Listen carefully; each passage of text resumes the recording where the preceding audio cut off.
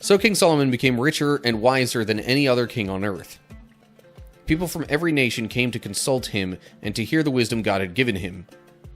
Year after year, everyone who visited brought him gifts of silver and gold, clothing, weapons, spices, horses, and mules. And so, yeah, Solomon was, like, amassing his own wealth for Israel.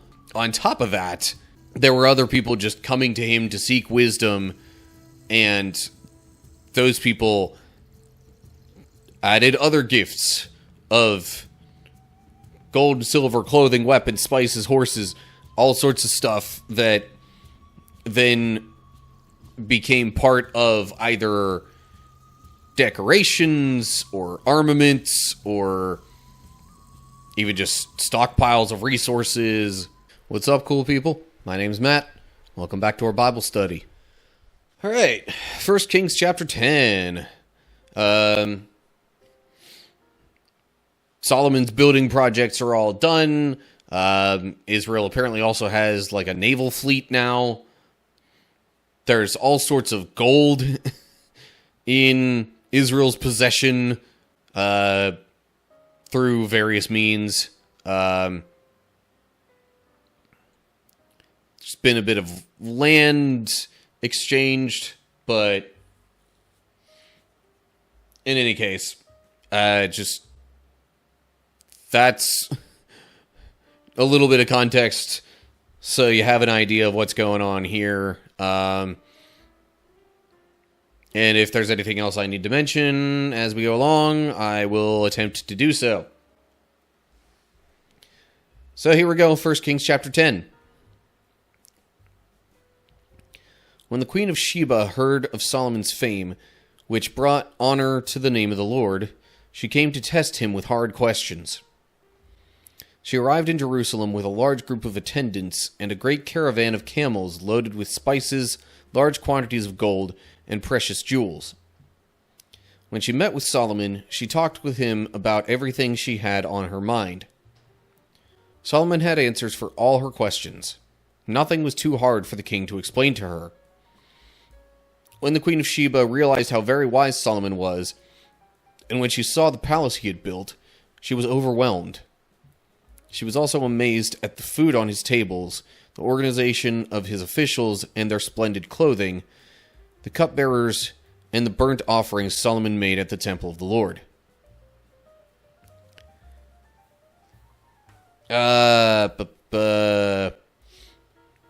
So, I feel like at least there was a time when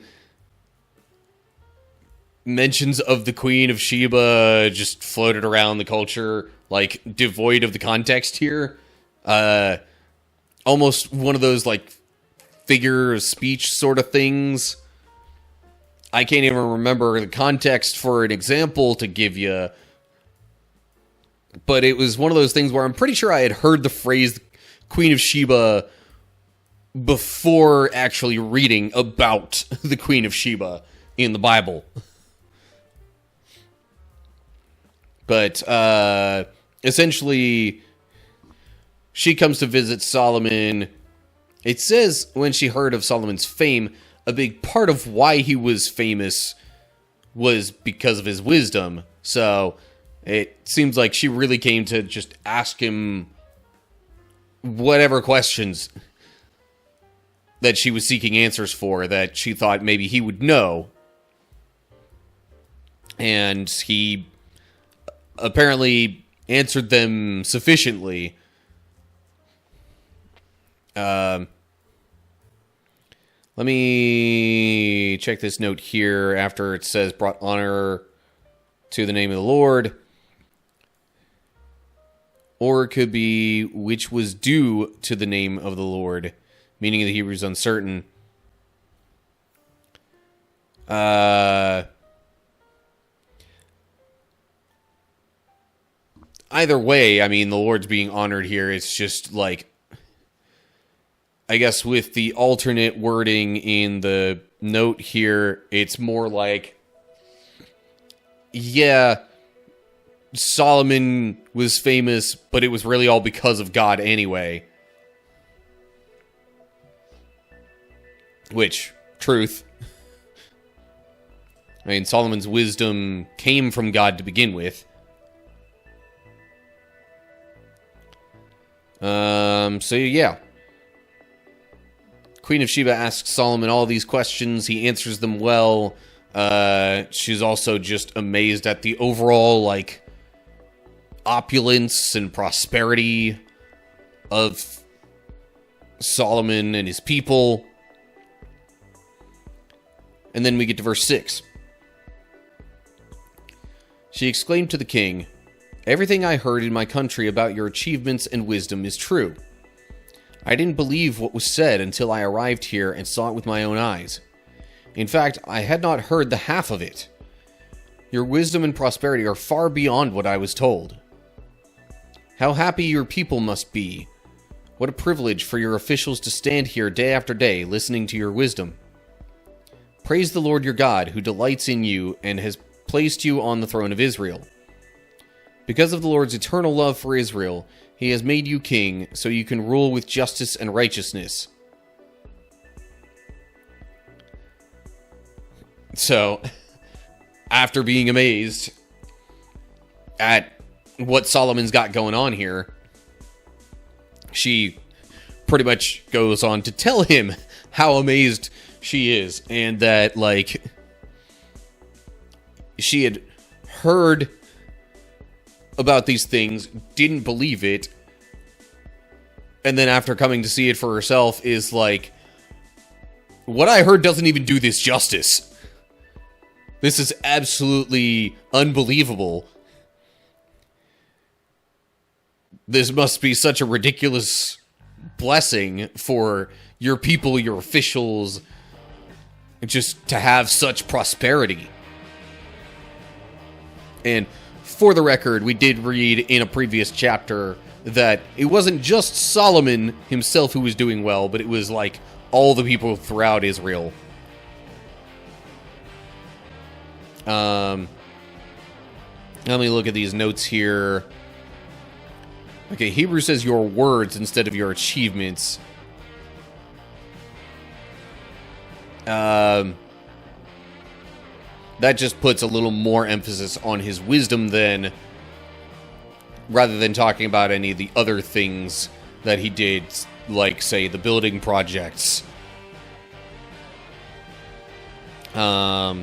Note there that how happy your people must be.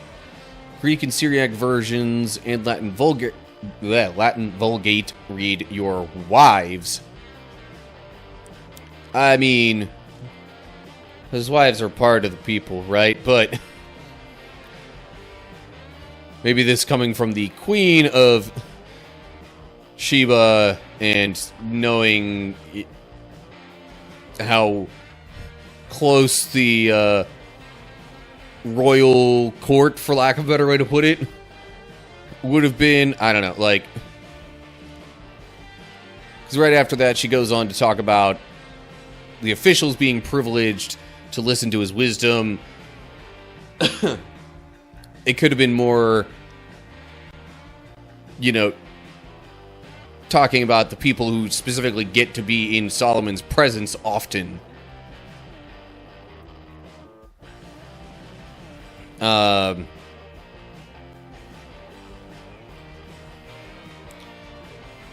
And so in this, she also just specifically says, you know, well, if you're doing this well, then surely this must bring honor to the Lord your God, who you follow and credit with these things.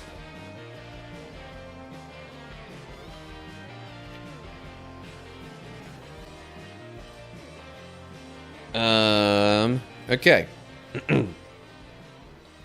Then we get to verse 10. Then she gave the king a gift of 9,000 pounds of gold, great quantities of spices, and precious jewels. Never again were so many spices brought in as those the Queen of Sheba gave to King Solomon. In addition, Hiram's ships brought gold from Ophir, and they also brought rich cargoes of red sandalwood and precious jewels. The king used the sandalwood to make railings for the temple of the Lord and the royal palace, and to construct lyres and harps for the musicians. Never before or since has there been such a supply of sandalwood. In Israel, presumably. Now, the gold from Hiram's ships was mentioned last chapter when talking about the fleet that was created. The naval fleet that was created. But on top of that, we've got another 9,000 pounds of gold. Note here, I read sandalwood. The Hebrew reads almug wood. Which, I'm not sure if that's a significantly different thing. Feel free to let me know. But, like, because of all this, just the opulence of Solomon and really the entirety of Israel continues to grow. Should have read this next verse before I started talking about that. But verse 13 says, King Solomon gave the Queen of Sheba whatever she asked for, besides all the customary gifts he had so generously given. Then she and all her attendants returned to their own land. So there was an exchanging of gifts going on here. It wasn't just a one-sided thing with the Queen of Sheba dumping all of this gold and spices and whatnot. I mean, yes, it's kind of implied that she gave that out of amazement and or appreciation. But King Solomon's also like, yeah, but let me give you something too, because you journeyed all the way up here, and you've given me all these things. Let me give you something that you might want too.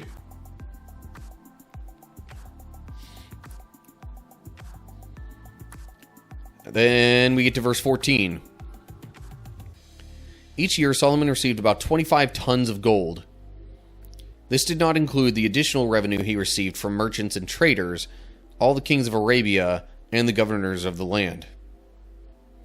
King Solomon made 200 large shields of hammered gold, each weighing more than 15 pounds. He also made 300 smaller shields of hammered gold, each weighing nearly 4 pounds. The king placed these shields in the palace of the forest of Lebanon. So, good grief. So much gold. Like, all throughout the, when it was describing the building of the temple and the palace, it mentioned things being overlaid with gold there, and now there's even more gold coming in. Like,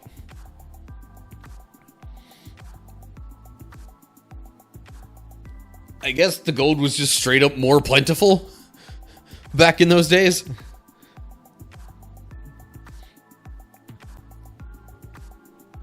But also, like, gold is quite dense, so, like, 25 tons of it, yes, that's a lot of weight there, but in terms of, like, the size of the gold, might not actually be as much as you'd think because of how dense gold is. But I don't know. Maybe I'm just reading too much into it now. Hebrews says 666 talents of gold. Gonna try not to read too much into that number because that's not something that's... I don't think that was supposed to be any kind of an indication of a deeper meaning going on there. So he made all these large shields, or large and small shields, out of hammered gold.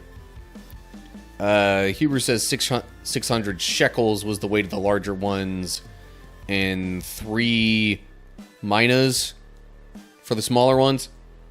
That's just the Hebrew weight measurement that they roughly converted into 15 and 4 pounds respectively.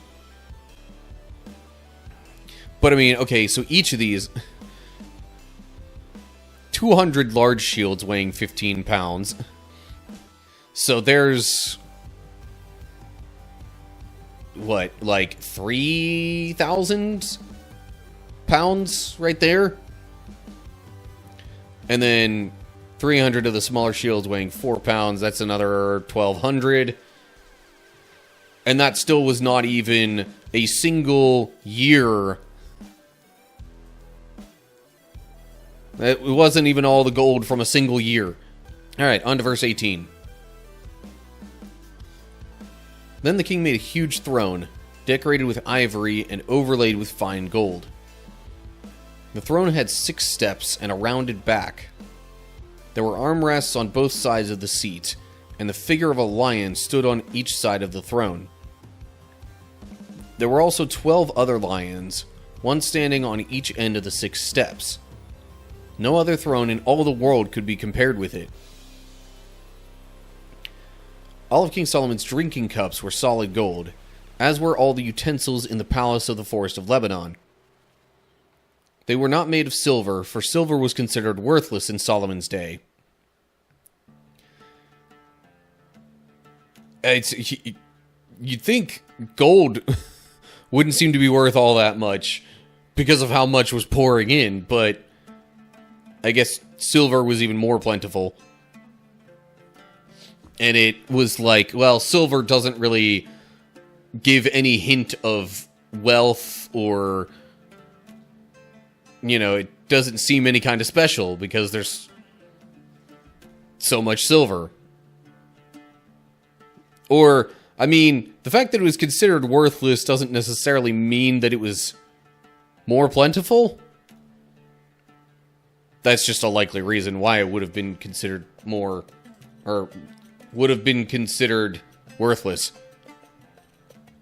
In any case, so now we got all these different things being built, and either built out of gold or overlaid with gold. But yeah, describes the throne that was built out of ivory and gold. The drinking cups were solid gold. And then we get to verse 22. The king had a fleet of trading ships of Tarshish that sailed with Hiram's fleet. Once every 3 years the ships returned, loaded with gold, silver, ivory, apes, and peacocks. What? 2 of these things are not like the others. Anyway. So King Solomon became richer and wiser than any other king on earth. People from every nation came to consult him and to hear the wisdom God had given him. Year after year, everyone who visited brought him gifts of silver and gold, clothing, weapons, spices, horses, and mules. I think I'll just go to the end of the chapter now. Solomon built up a huge force of chariots and horses. He had 1,400 chariots and 12,000 horses. He stationed some of them in the chariot cities and some near him in Jerusalem. The king made silver as plentiful in Jerusalem as stone, explaining why it was worthless. And valuable cedar timber was as common as the sycamore fig trees that grow in the foothills of Judah. Solomon's horses were imported from Egypt and from Cilicia. The king's traders acquired them from Cilicia at the standard price. At that time, chariots from Egypt could be purchased for 600 pieces of silver, and horses for 150 pieces of silver. They were then exported to the kings of the Hittites and the kings of Aram.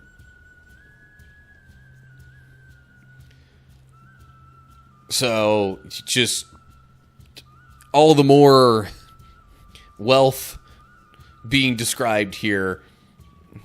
Even more, precious metals, other resources, even some animals being just, brought into Israel. Note there, could be baboons instead of peacocks. That's quite a difference there. Might be one of those things where, like, given the ancient Hebrew spelling, and the words being somewhat close, might be up for debate as to which word is actually supposed to go there. In any case, animals were even being brought in. Presumably ones that weren't native to that area.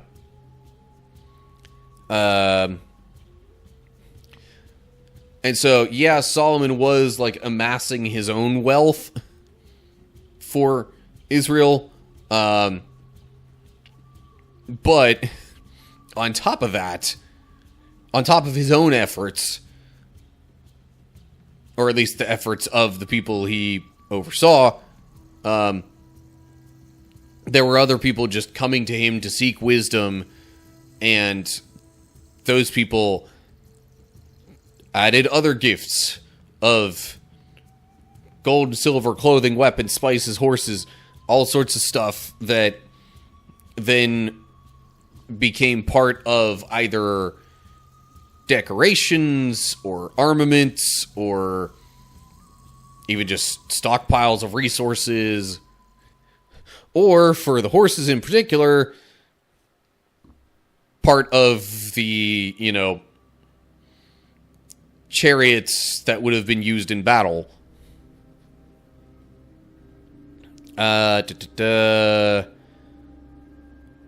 Just making sure I don't miss any of the footnotes here. There's one at horses that says, or charioteers. But, like, if he was being gifted horses, it would make sense that those horses would be part of the chariot setups. But, like, if you're gonna have a standing army in, like, kind of spread throughout your kingdom, then it would make sense that charioteers would also be needed as part of that.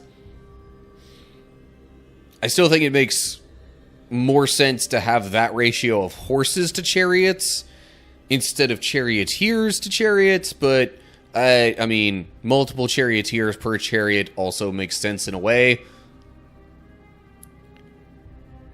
Anyway,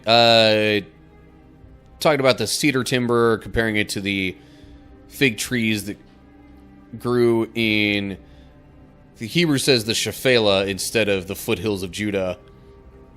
Same thing, just a different name for referring to that same area. Solomon's horses were imported from Egypt. Note there. Possibly Muzor? A district near Cilicia. Okay. And at Cilicia, Hebrew says Kue? Q? I don't know. Probably another name for Cilicia.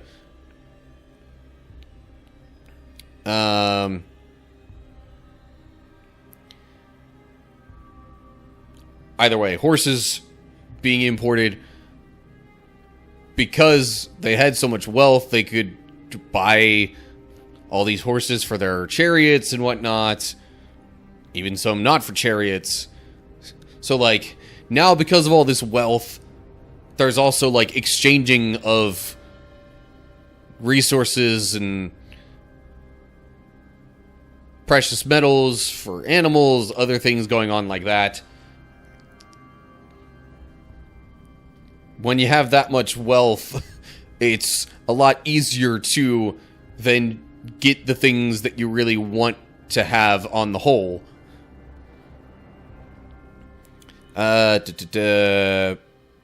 Chariots purchased for 600 pieces of silver. Hebrew says shekels. Which would have been about 15 pounds or 6.8 kilograms in weight. Per shekel?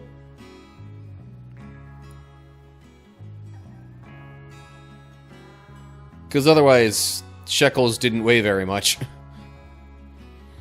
The next footnote is probably a similar thing. It says 150 shekels rather than pieces of silver.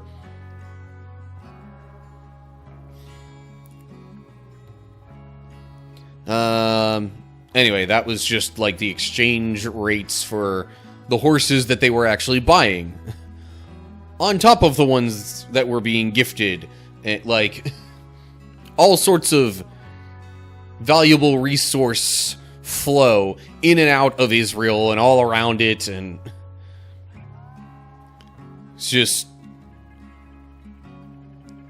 it's kind of crazy the amount of wealth being exchanged in all of this, and even just amassed by Israel during Solomon's reign.